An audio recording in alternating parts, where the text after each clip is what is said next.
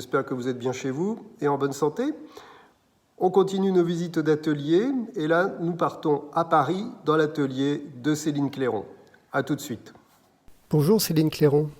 La semaine dernière, nous avons visité l'atelier de Léa Barbazange et vous avez d'ailleurs exposé ensemble à la Fondation pour l'exposition L'Impermanence. Que devient ton travail depuis cette exposition à la Fondation ?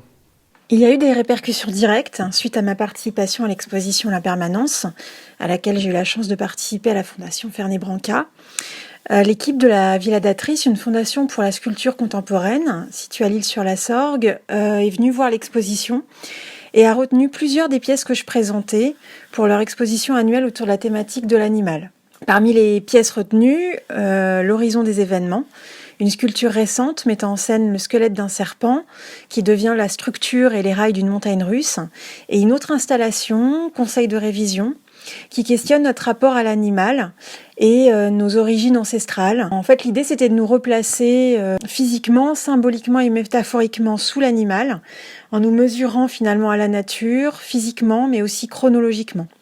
Cette exposition, Bête de scène, qui s'est tenue donc l'été dernier à l'Île-sur-la-Sorgue, s'est déplacée et se tient en ce moment à Paris dans leur second espace. Ma grande sculpture, 1 minute de latitude, dans laquelle une caravelle au sommet d'un toboggan est figée dans sa descente, a-t-elle aussi été présentée par la suite en Allemagne, à Hambourg, dans une exposition retraçant le panorama de la scène artistique féminine française depuis les années 60. La situation actuelle liée au Covid-19 a gelé temporairement les expositions en cours auxquelles je participe, notamment l'une d'entre elles qui se tenait au Moulin des Arts à Saint-Rémy, une exposition qui traite de notre relation à l'abeille où je présente 2 œuvres.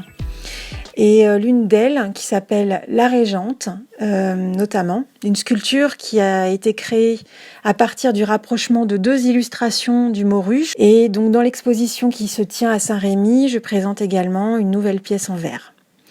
Il y a aussi d'autres expositions qui sont à venir prochainement au Centre d'art de Mémac et une autre exposition personnelle cette fois, à Marseille, à la galerie Le Cabinet d'Ulysse.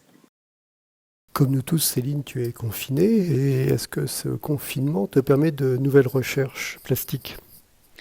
Le confinement me freine sur certains projets de sculpture que j'ai en cours, car je me rends compte que je suis très nomade en fin de compte. Je suis souvent en mouvement, en déplacement pour chercher les différents matériaux ou objets dont je vais avoir besoin. Par exemple, en ce moment, j'ai un projet de sculpture avec des pièces antiques et je dois patienter pour avancer sur ce projet. Et c'est vrai que la naissance des pièces se fait souvent ailleurs, à l'extérieur, ou lorsque je suis en déplacement, dans le train, en voyage ou lors de la visite de certains musées. Ça peut être dans les livres aussi parfois. C'est vrai que souvent les pièces sont le fruit de collaborations avec des artisans ou d'autres univers que le mien. Et je vais à la rencontre des différentes personnes qui vont pouvoir m'aider à activer les choses suivant mon idée.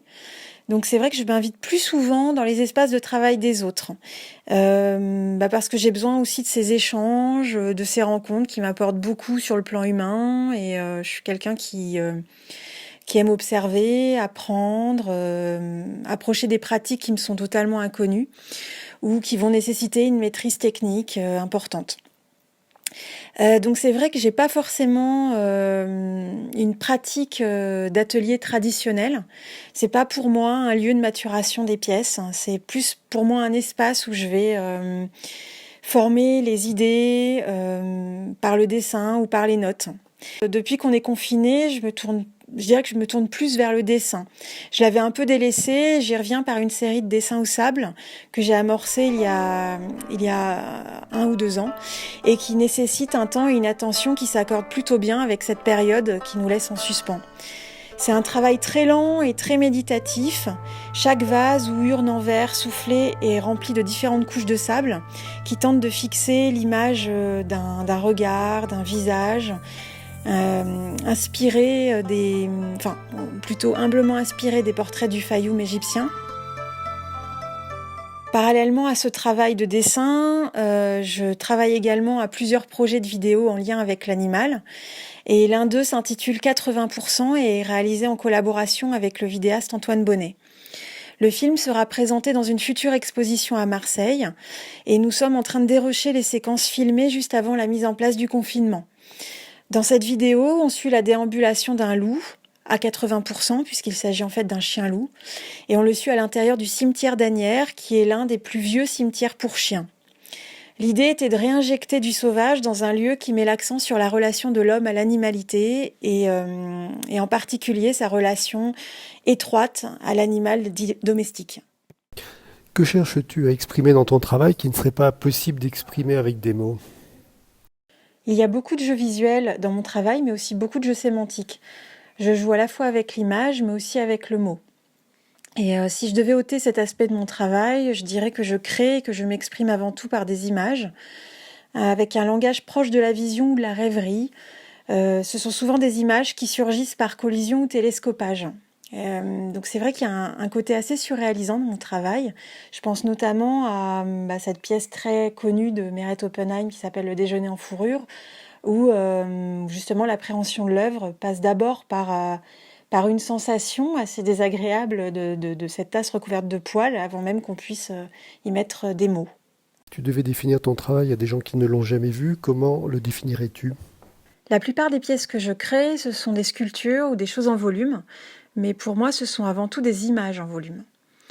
Mon travail fait référence à l'histoire, à la citation de la peinture, au code de représentation des différentes époques. Je m'intéresse notamment aux costumes, à son histoire, ses glissements, mais je vais m'intéresser aussi à l'archéologie, aux sciences, à l'animal, au cycle du vivant. Donc ça part souvent de ce que je vois, et souvent quand je regarde quelque chose, j'ai tendance à le déformer. Et ça vient souvent d'un glissement du réel sur lequel je rebondis, ou qui donne une impulsion à quelque chose de plus poétique, ou à une image qui se sert de ce que j'ai vu et qui se transforme en autre chose. Je procède souvent dans mon travail par détournement, métamorphose, hybridation. Voilà, je dirais que tout ça, c'est souvent la base de ma pratique artistique.